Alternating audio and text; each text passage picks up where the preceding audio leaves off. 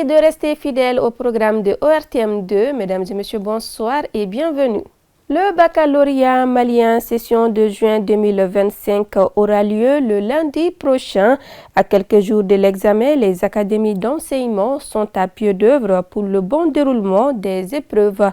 Notre équipe de reportage dirigée par Fatoumata Touré a fait un tour dans les deux académies de Bamako et dans quelques établissements pour le constat suivant. Les examens du baccalauréat malien session 2025 se dérouleront du 23 au 26 juin 2025 sur l'ensemble du territoire national. À cette occasion, les académies d'enseignement ont mis en place une série de mesures rigoureuses afin d'assurer le bon déroulement des épreuves. En premier lieu, le choix des centres d'examen du baccalauréat, ça c'est déjà fait. Nous avons aussi fait l'élaboration du tableau de répartition des candidats par centre d'examen. Et nous avons également fait une demande de décision de sécurisation des centres d'examen que nous avons envoyée à la direction régionale de la police nationale. Et nous avons la mise à disposition des listes des candidats avec leur numéro de place qui est déjà affiché devant à la porte de l'académie. Et nous avons également fait la publication du tableau de localisation des centres d'examen du bac pour faciliter aux candidats l'accès aux différents centres.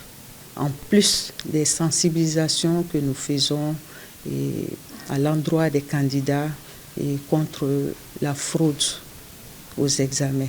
Avec tous les mots de sensibilisation, tout ce qu'on a fait, tous les moyens déployés à différents niveaux pour éviter toute tentative de fraude, nous ne souhaitons pas en arriver là. Mais si le cas se présentait, il y a des sanctions prévues par la loi et la réglementation qui régit les examens. À l'endroit des parents d'élèves, on demande leur beaucoup d'attention avec les enfants. Par exemple, avec l'EDF, on a vu des gens qui sont venus à des heures tardives et finalement, ils n'ont pas eu accès au centre. Les responsables d'établissement affirment avoir épuisé tous les programmes scolaires de cette année. Quand nous épuisons les programmes, nous organisons un bac blanc. Le bac blanc nous permettra de voir les lacunes, les erreurs commises par les enfants tout au long de l'année. Le bac blanc a eu lieu le mois passé, mi-mai. Donc en 3 jours, on a programmé les résultats. On a fait un résultat de à peu près 50% lors de ce bac blanc. Et dès lors, après, nous sommes mis au travail pour corriger ces petits problèmes qu'on a constatés dans certaines matières. Et là, jusqu'à présent, on est en train de faire ces corrections. Chez nous, ici, il y a une particularité parce qu'il y a un contrôle très rigoureux, ce qui nous a permis de mettre ensemble un ensemble de moyens pour mieux préparer le baccalauréat. Et par rapport à ces moyens, nous avons les devoirs, les TD, les cours de TD que nous avons organisés maintenant pour renforcer un peu les capacités des apprenants. On vient de terminer avec les examens blancs également, au cours desquels nous avons appliqué toutes les formules, c'est-à-dire que tous les principes des examens blancs, c'est-à-dire à commencer par le contrôle physique à la porte, appuyé par les forces de l'ordre, ensuite le deuxième contrôle devant les salles et la lecture de la police des examens, également pour permettre aux enfants de comprendre un peu quelle est la conduite à suivre dans les centres d'examen. Donc bref, il y a tout un moyen qui est mis en place pour mieux sensibiliser, mieux informer les élèves par rapport au déroulement des examens. Et on a tout un personnel qui est assez attelé pour cela. D'abord, nous avons la liste des candidats qui est déjà affichée au tableau d'affichage. Comme vous venez de les remarquer, les élèves passent incessamment pour vérifier les listes. Et au-delà de tout cela, nous avons l'emploi du temps du baccalauréat qui est là et les différentes restrictions pour également l'organisation du baccalauréat. Et en plus de cela également, nous sommes en train d'intensifier en ce moment les exercices. On a organisé les élèves en plusieurs groupes d'exercices et avec des professeurs qui sont assez affûtés pour cela, donner assez de messages. Les messages ne sont autre chose que les conseils que nous prodiguons aux enfants. Et c'est d'éviter d'amener des téléphones dans les salles d'examen et éviter également de copier les autres camarades qui sont avec eux et que chacun essaie vraiment de se faire vraiment confiance. Les élèves se disent très confiants et prêts à affronter les épreuves avec sérénité. À l'heure actuelle, nous avons épuisé tous les programmes et nous revenons aussi d'un bac blanc où on a eu à jauger notre niveau et à déceler nos lacunes. Donc actuellement, nous essayons de corriger ces lacunes et en même temps nous traitons les anciens sujets de bac avec les professeurs. À la fin des cours aussi, des groupes DSI sont formés afin d'avoir plus de temps de travail et beaucoup de compréhension par rapport à cela. Oui, je dirais que je suis vraiment prêt.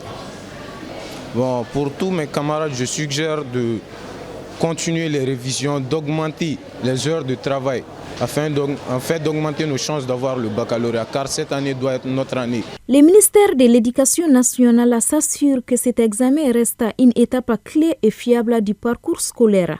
Toutefois, une vigilance accrue sur la communication des consignes aux candidats et sur la gestion des imprévus, nous conclut la directrice d'académie d'enseignement de la rive gauche de Bamako.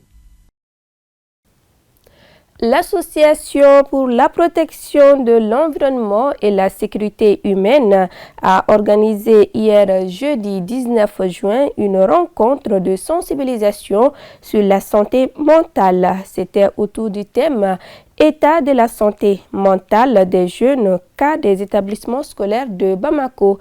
Kounandi Bamani pour les détails. La santé mentale demeure une préoccupation majeure de nos jours. C'est ainsi que cette activité a été initiée par l'Association pour la protection de l'environnement et la sécurité humaine à Pêche-Mali. C'est là pour mieux sensibiliser sur la santé mentale et promouvoir le bien-être psychologique des élèves. Cette activité est avant tout un cri de cœur.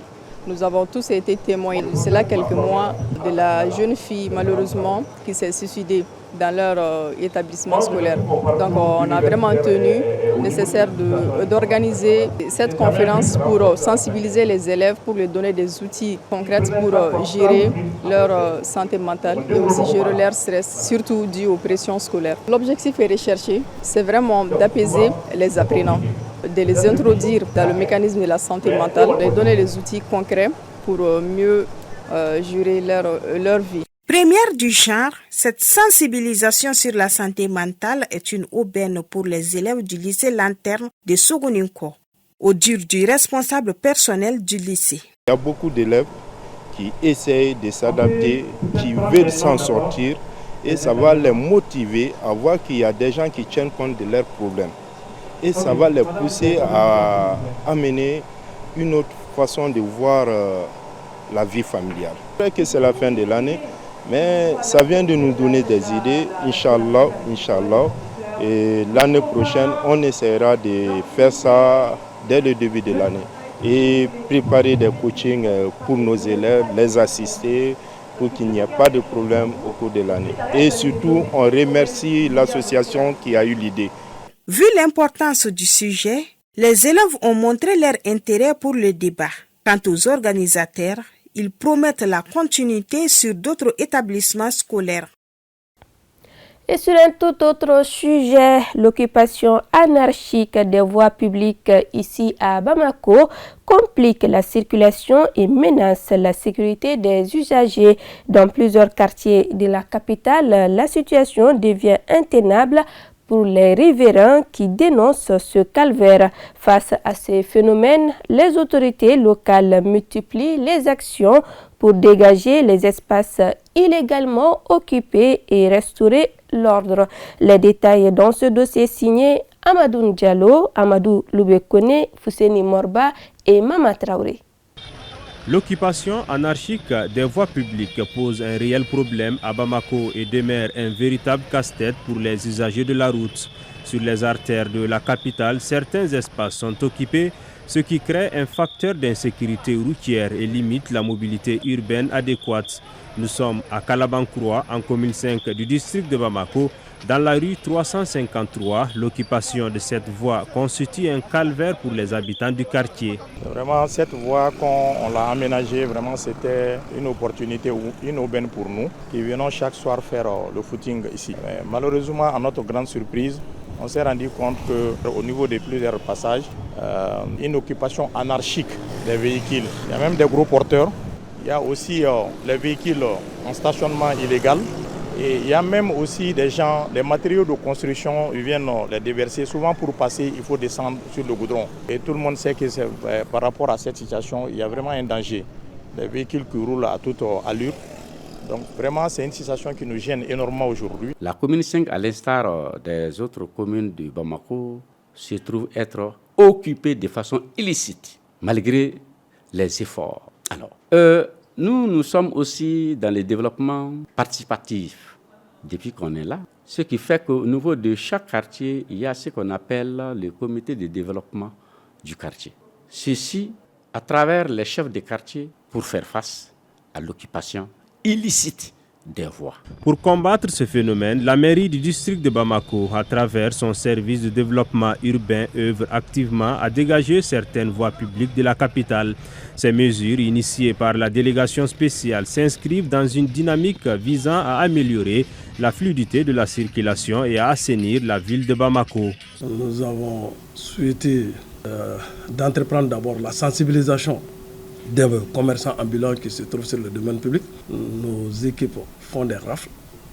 Souvent, nous menons des répressions aussi. Parce qu'en plus des rafles, avant de faire des répressions, on donne des sommations à des gens qui occupent le domaine public via l'huissier de la mairie du district, qui donne des sommations à des occupants qui sont sur le domaine public. Il y a le boulevard du peuple, les Raïda, les marchés de Médine, les marchés de Rimadio, les marchés de Sabalbougou, les marchés de Sebeninkoro et de Djekron Para. On peut dire qu'à travers nos multiples rafles, qu'il y a un peu de soulagement. Des concerts avec la direction urbaine des bons ordres pour la protection de l'environnement du peuple. Nous programmons 2 fois par semaine. Ils sont chez nous pour libérer les abords des équipements marchands.